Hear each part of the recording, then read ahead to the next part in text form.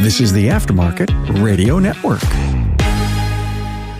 Hey everybody, Carm Capriato, Remarkable Results Radio. Good to have you here as we move through and celebrate our 10th year. Hopefully you've had a chance to see that episode that we did.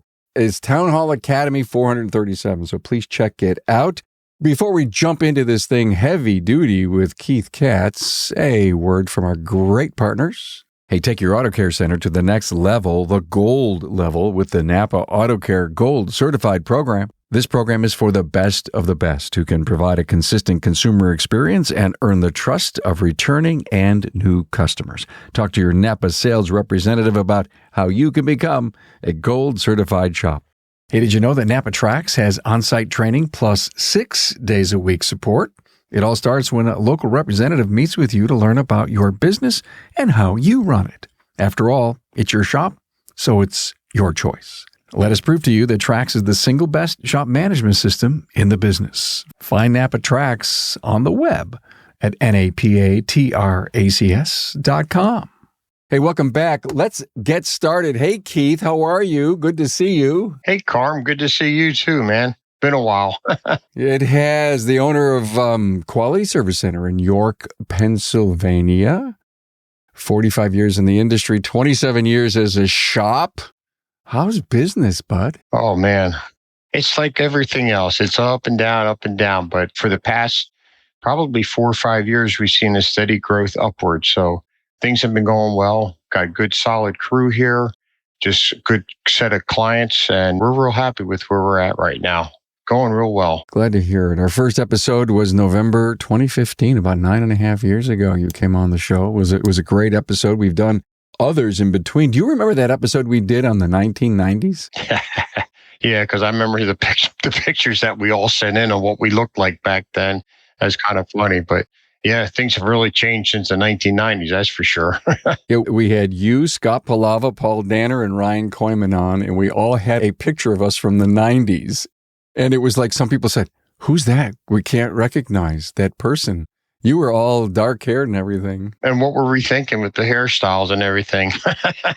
Well, what are we thinking now? I mean, everybody's got that Pee Wee Herman look. You don't have that, and I don't have that. It's the best I can do with what I have left and the color it is, so, Well, I heard you say you're happy with the way business is, but, if you look out over the horizon 5 years, what's going to change that you see? For me personally, I hope to be retired in 5 years, actually in 4 years, but that's me personally. But 5 years, it's hard to say, Carm, because so much has changed over the past 5. Just thinking of, 5 years ago, ADAS was something that was maybe on our radar, so to speak, this is coming. But here we are 5 years later, and it's full blown. The whole ADAS program with the self-driving cars that they keep talking about, electric vehicles, things like that. Right now here in York, Pennsylvania, they're starting to build more on the hybrids here. All right. The clientele around here really have gotten into the hybrids, but we are starting to see more and more of the electric cars. We always seem to be 2-3 years behind what you see in other places, but the electric cars are starting to come in here like they have been in other places for maybe the past 5-6 years. Other places I've seen them, and we're just starting to see them come in full here in York, Pennsylvania. How long has it been since you've been repairing hybrid? I think back like COVID. COVID is kind of like this bookmark. I know we did training pre-COVID, so it's probably been 6-7 years when we started, and it hasn't really been till like the past 1.5, 2 years that we actually see a regular set of hybrids coming in. So again, a little bit further behind than a lot of other cities. Are you marketing hybrid repair a lot? We are using that in our Google searches and things like that, yes. So you say ADAS. How many ADAS calibration centers exist in York? I know of, in the aftermarket, I know of one. Wow. Yes. There may be others. I only know of one. And you know of that one because they knocked on your door? No, I know of them because they're part of our auto care group here with the NAPA Auto Care. So he's in our group. When you find an instance that you have done something to a vehicle that may need a calibration, is that where you take it? Yeah, we'll do that, or we'll take it back to the manufacturer. A lot depends on what was done, the whole situation behind the job. But yeah, that's what we do. You're obviously talking about your NAPA business development group, right?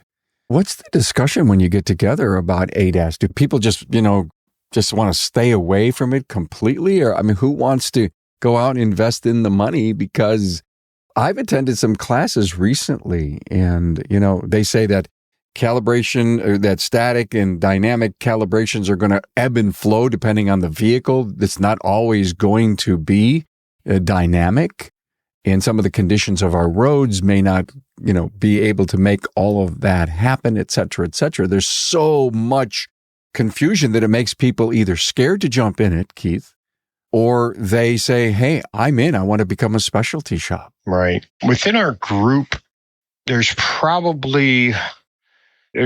27 in our BDG group. And I'm going to say there's probably about 5 shops within that maybe are looking at it seriously. It's difficult because a lot of us don't have the space. It's also difficult because some of the driving that you have to do to set certain things, you need to go down this highway where it's smooth and go straight for 5 miles, and you have to have lines on both sides of the road. Yeah, well, here in York County, good luck with that. It's difficult. So I'm not really sure what's going to happen. I know I've been in talks with another shop owner here locally that we're looking at trying to build something together. So kind of to ease the cost of it a little bit and kind of share it together. But that's just in the infancy stage right now. So we'll see where that goes. That's a completely interesting thought, to partner up with someone to split the money, feed that shop, promote that shop. You obviously got to start a partnership or a separate corporation in order to pull that off. But when I was at the NAPA Now conference and I listened to Matt Fonslow speak to ADAS he did 3 different sessions. Him and I want to get together and actually talk about what went on that stage and the kind of people that came up to him at the end and the questions that they were asking. There's a lot of buzz going on in the industry about ADAS calibrations. And I attended a Keith Perkins class at Tools just a few weeks ago. I was in there for an hour. I couldn't pull myself away. I was trying to go to a bunch of classes. And Keith just rocked my world in the things he talked about that we, as an industry, Keith, are just saying, doesn't matter. It's not important. But it is. It is very important. And that issue comes down to, we can talk about it as business owners and we can be trained in it. But if we don't learn to talk to our clients about it, the importance behind it, that's where it's going to fall apart. Because, you already have a lot of people like, if it doesn't work, I don't care. Or if the light's on, I mean, how many cars we pull in sometimes that the TPMS light's on and they're like, I just ignore that, So what else are they going to start ignoring? And it's kind of funny because I tell the story often. Everybody loves this technology. They're like, I got to have this. And we had a client come in, her camera system stopped working. And she says, I have to have this. I have to have my camera system. Okay, fine. So we looked into it. Well, here, what had happened was she left her passenger side window open one time when it rained. The rain got in the car. The module for the camera was underneath the passenger seat. And guess what? It was full of water. Well, till you got the module, the programming, we needed a new harness because that was all corroded and whatnot. I mean, it was like $4,000. And she goes, well, I don't really need it that bad. So this is what I'm saying. The expense behind it is what some people will sit there and be like, well, and I'm just going to ignore it and maybe turn those features off. I don't know. We have to be able to educate our clients into this is why it's important. And the unfortunate part is the expense behind it. It's a very expensive proposition. I mean, just to do a simple calibration on a lot of these cars, you're talking $200, $300, $400. Yeah, exactly. I was listening to Keith and he says, look at, he's not only has L1 training, and he's out training everywhere. He's doing a lot of great things. He's got a brick and mortar. When someone comes in and for whatever repair, if an alignment, that he knows that the alignment is going to be pretty heavy duty alignment. And he says to it's a $99 for the alignment, but at the end of the day, it's going to be, $399. Well, Charlie down the road will do it for $89. Why is yours so expensive? And he explains it, and they end up leaving and going for the less alignment because they're not going to do the calibration to the vehicle. And so he tells that story, and then he shows a great graphic example of what a 1 degree off kilter of that front radar means at so many feet down the road. And it's really not looking where you want it to look. It's looking in the other lane that's coming at you. So no matter if it's ADAS, if it's, dynamic cruise, if it's braking, whatever the safety features are, it's not going to work as intended. And when I looked at those graphics and I saw Keith at lunch later that day, I said, those graphics that you have, and this goes back to what you just said, telling the story, you need to be on our counters on a laminated flip chart. We need to say, this is how the car runs now. This is how it relates to what's going on down the road, what it sees, and there's 1 degree off. And I want you to see where that radar is looking and the job that it's not going to completely do. And I raised my hand and I says, we're the other 500,000 specialists that work in our bays should be in this class, and all the service advisors and all the owners. So to your point, we're not telling the story, but there's so much crap out there against the professionalism of our industry that think all you're trying to do is sell up. Well, and then you have the other person that, okay, they go and get that $89 alignment and they drive the car and they say, see, there's no difference. My car goes down the road straight. My tires aren't wearing. It's the unknown that, and sometimes you may not discover that right away. And so that's what makes it harder. And like you said, Carm, our industry already has enough black eyes. You just trying to, sell me something I don't really need because the guy down the street did it without, any problem. So it's hard. One day, Keith, I believe, I don't even want to say this, but we may have a liability on our hands one day if somebody does the research and realizes that, there was a shortcut made. Now, if the consumer refused to have that done and leaves and makes their own decision on their own vehicle, but the shop doesn't recommend to do that, even though the vehicle service manual, the service reports say it's not recommended, it's required, and you didn't follow service procedures. So I'm liable not to have this vehicle had a calibration. Like the John Eagle case with collision on that roof issue that was millions of dollars rewarded or awarded. I heard about that. We may have something like that someday. And this technology that's on these vehicles and this technology to recalibrate them, this isn't Disney. This isn't a cartoon. This isn't a movie or story time. It's all real. But we choose as an industry in a lot of cases that it comes to spending money to do the proper fix, we choose to say no to it. Well, and one of the things that I've learned, Clint White, everyone knows Clint White. Sure does. Yeah. But he taught me one thing. He always said, words matter. So when you say, I recommend you have this ADAS calibrated, I can or I can't. But when you use the word required, your vehicle requires this to be calibrated. All of a sudden, it brings on new meaning. So something that I learned from him years ago. So how do we improve our professionalism? I don't know. It's frustrating because, Carm, we here at our shop, we try to uphold the highest standards out there that we can. And we deal with it because we have shops around us that are throw it together, it goes down the road, you hit the brakes are working fine, you're good to go. And so we deal with that all the time. We will spend the time and explain to the customer, this is why it's important. Some of them don't want to hear it. And some of them are sitting there and they're like, wow, I never knew that. Thank you for explaining that to me.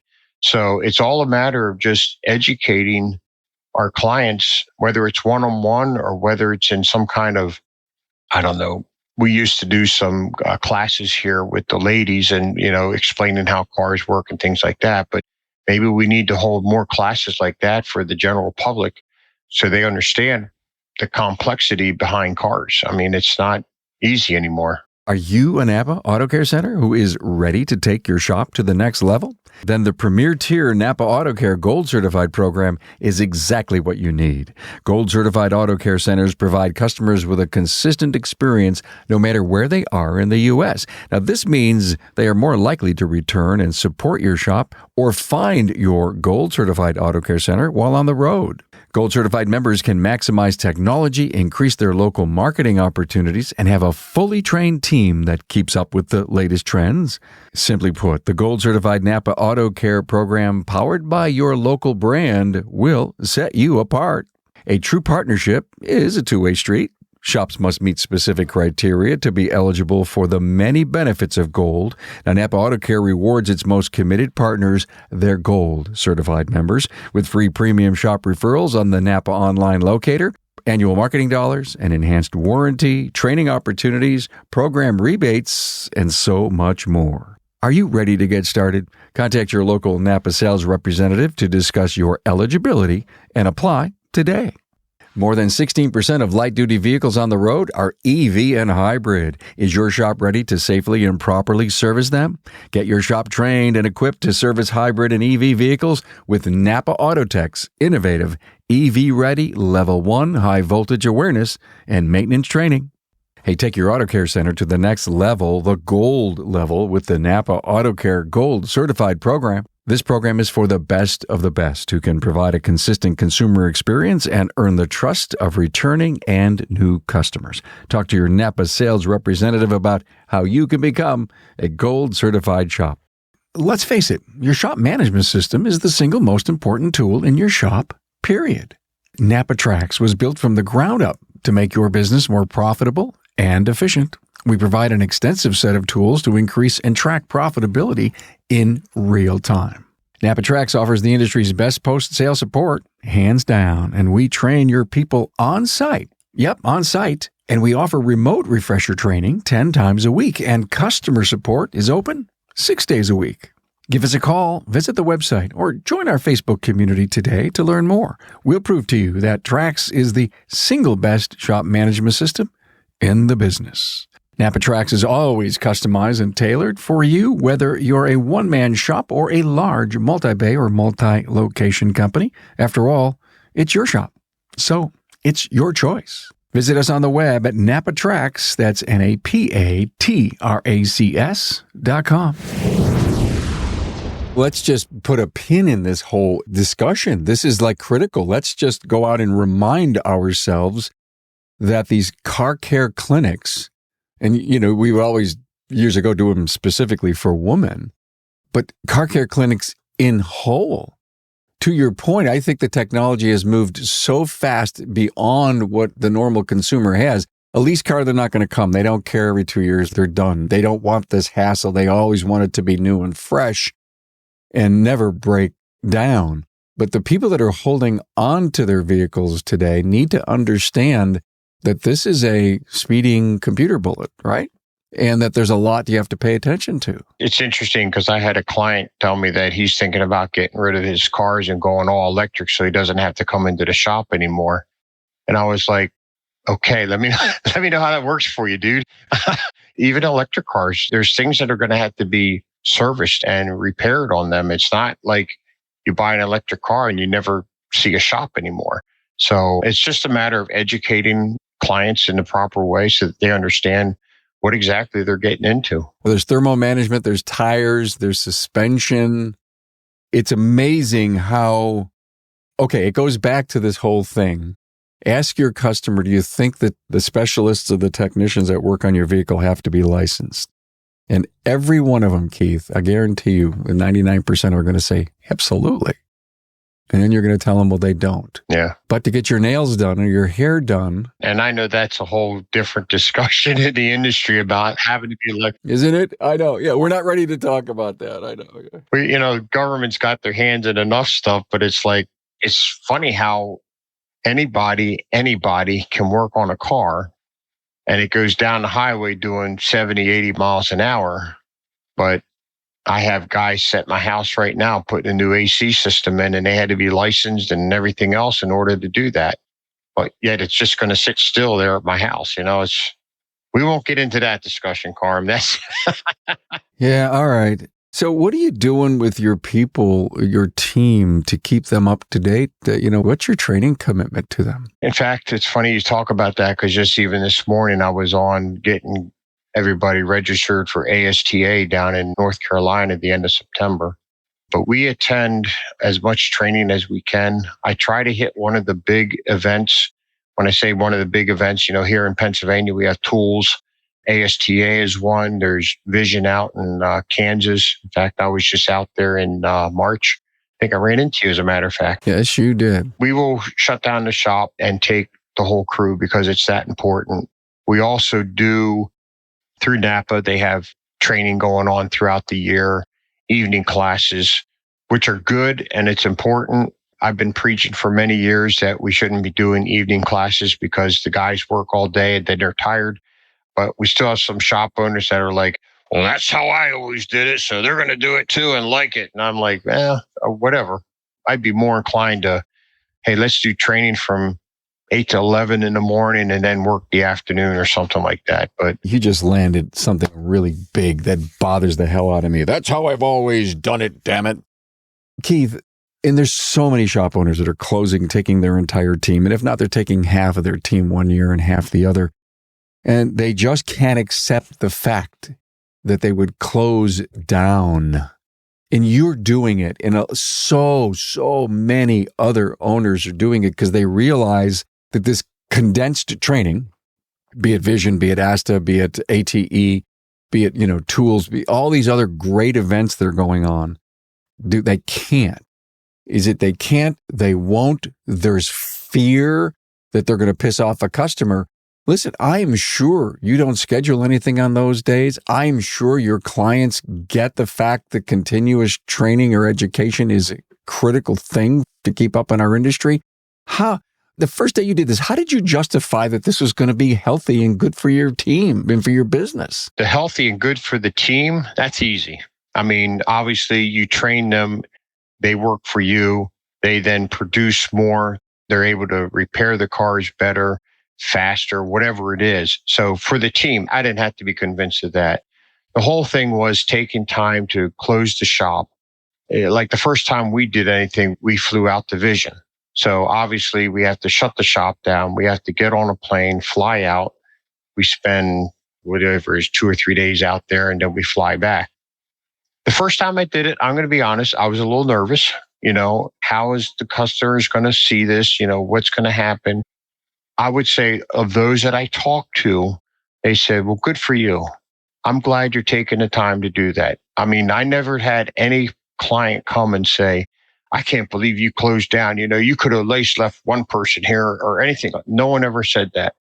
There's the fear of losing out on income. I get that. You're shut down for a day or two, depending on how long you close.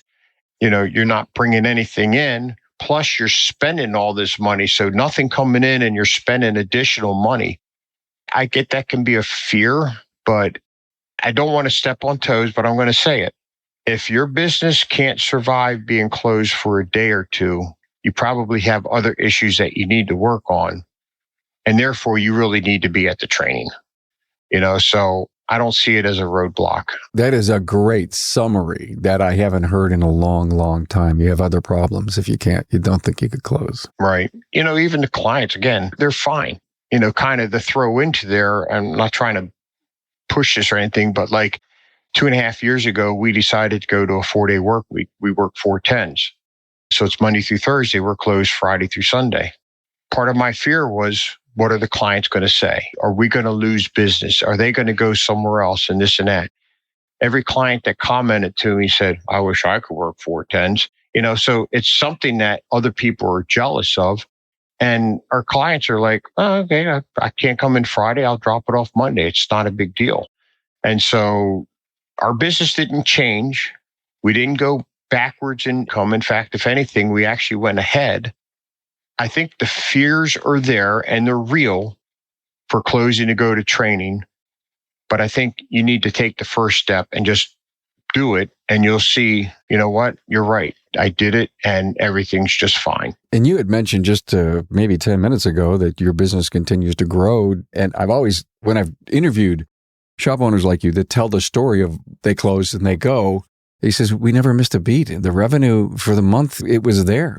It just happened. It was a miracle. The team pulled together. Yeah. Well, and for me personally, it helped me attract two good techs that I probably wouldn't have had a chance to get otherwise. Because when I interview people, one of the things I always ask them is, why are you looking to leave your current place? And two of the guys that work for me said, it's not that I'm unhappy. I like where I'm working. I just like the idea of only having to work 4 days and have a 3-day weekend. That has nothing to do with the training, but I brought up about the 4-day work week. And so there's other benefits behind some of the things that you do in closing the shop and changing your schedule or whatever. And, the biggest benefit for us is in training is, the guys are on top of the latest and greatest. And there's, even when you get to the big shows like the Visions and the ASTAs and all that other, it's not just about the training, but it's about rubbing shoulders with other people in your industry. And you might pick up a tidbit from, the guy you're sitting next to in class. Hey, what do you guys do for XYZ? And it's like, oh, well, this is how we do it. Like, oh, it's a great idea. And they quick jot it down and, make a note of that. So there's a lot that comes out of taking the time to train. I recently changed my slogan that I created 10 years ago, listen to learn just one thing. And I added the words and implement it. And I'm an ideas guy. And I go to a conference or I hang out with people. I always have a paper and small notebook with me.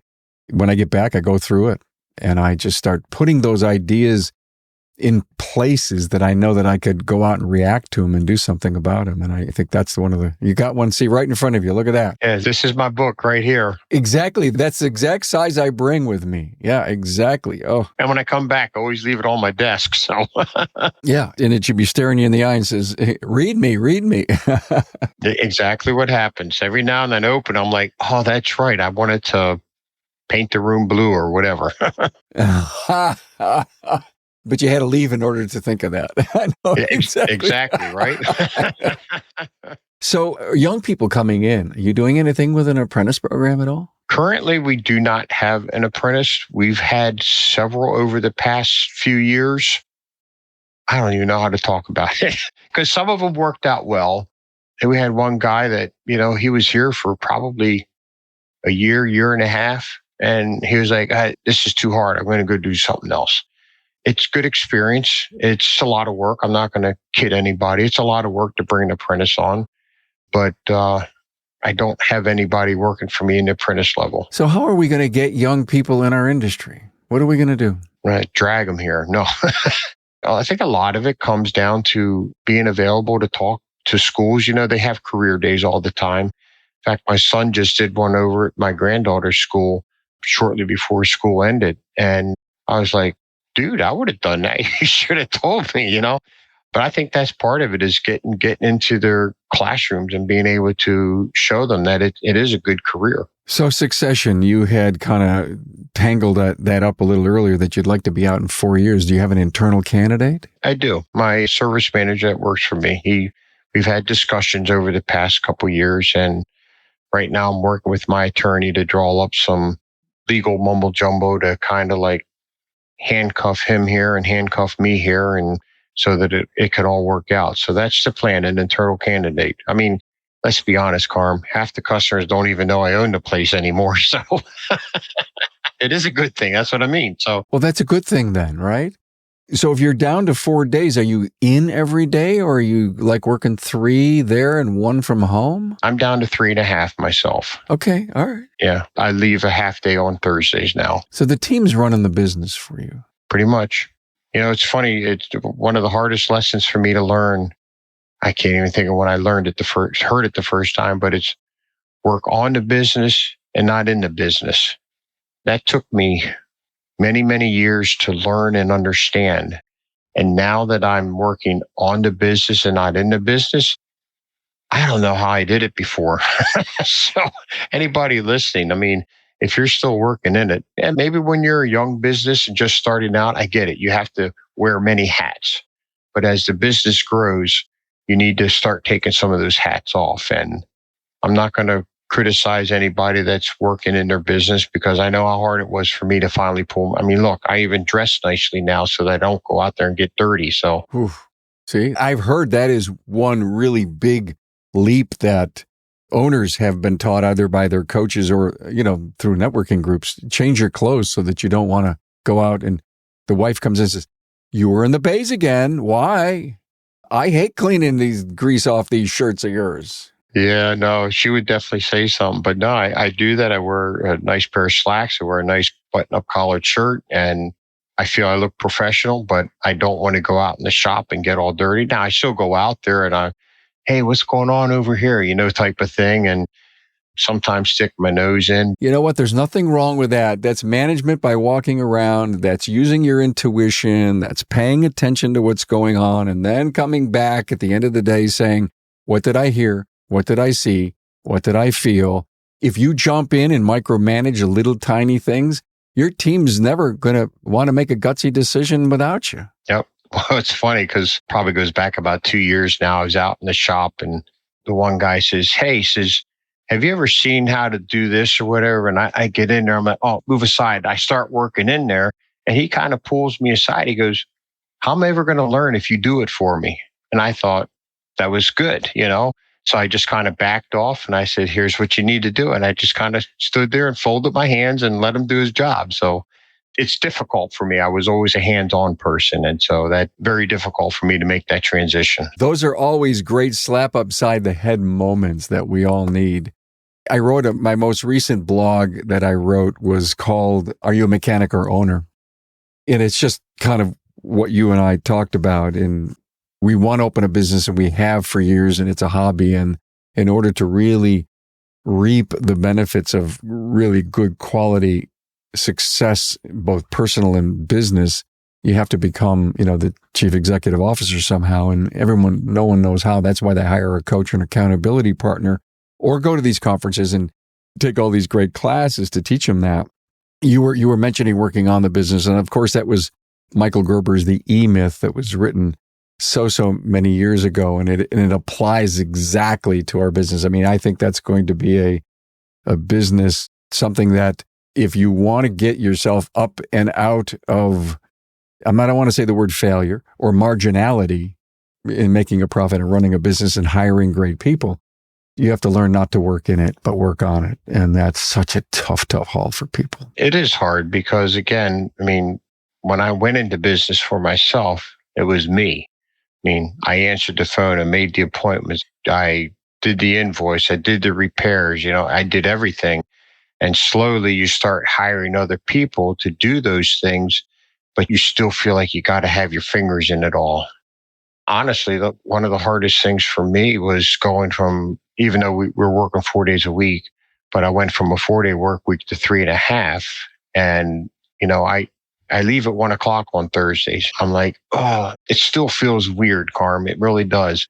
But I walk away and I'm like, I know things are going to run just fine. And I'll come in Monday and the shop is still here and everything got closed out on Thursday like it should. And life is good. So it's getting easier though.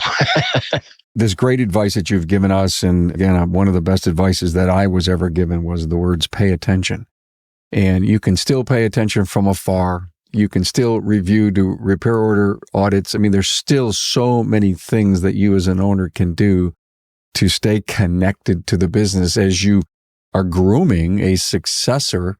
And even if someone's listening to this and says, well, I'm only really 40 years old, everyone tells me it's a perfect time to start planning this long-term because you never know who the candidate to an internal succession could be. And if you're growing a great business and you're young and you've gotten the right mentoring or accountability partner, the big thing today, Keith, and we haven't even talked about this, but scaling and growing and the opportunity for private equity to come in and buy up these 5 to 10 store groupings of these independent groupings. This industry is on fire for, M&A, mergers and acquisitions. yes, you could be a big 10 bay, super center, but the opportunity to grow a great business when you're young needs to be highly, highly considered. That's just my point. And I bet you if I asked you, would you make a change or something different 20 years ago, I'm sure you would have 4 things on a list to tell me I should have done this, I should have done that, right? I'll tell you, the first thing, should have hired a coach right from the start. There's always all kinds of things, you woulda, shoulda, coulda, but, I don't know how long I fought having a coach, I got it. I'm good. But that just makes a whole difference having a coaching company with you, and I don't care who you pick. I mean, there's all kinds out there. There's a lot of great people out there. Just pick one and work with them. Listen to them. They know their stuff. Such incredible advice. Thanks for hanging out with me, and let's catch up to find out what's going on in the world of Keith Katz at Quality Service Center in York, PA. Wow, 27-year business. And again, when you mentioned that, it was 2015 when we did our first one, yeah. Podcast together, just kind of like shooting a breeze. And it's like 10 years ago? Come on, Carm. That's a long time. And you've done a lot of great things with your podcast, so I appreciate them all. And I think if we both look at each other's picture from then, we have a little less gray hair. I'll bet we do. But you are so young in what you speak and how you look, and I don't feel gray hairish. I probably had a lot less wisdom back then, too. It's amazing the things that you learn in 10 years. Absolutely. Well, hey, thank you so much for being here. And to our listener, thank you so much for your support over all these years. And we have some really fun, neat, new things that are coming up that we can't wait to make some announcements about. And whatever you do, please do it well. Thanks, Keith. Thank you. Thanks for being on board to listen and learn from the premier automotive aftermarket podcast. Until next time.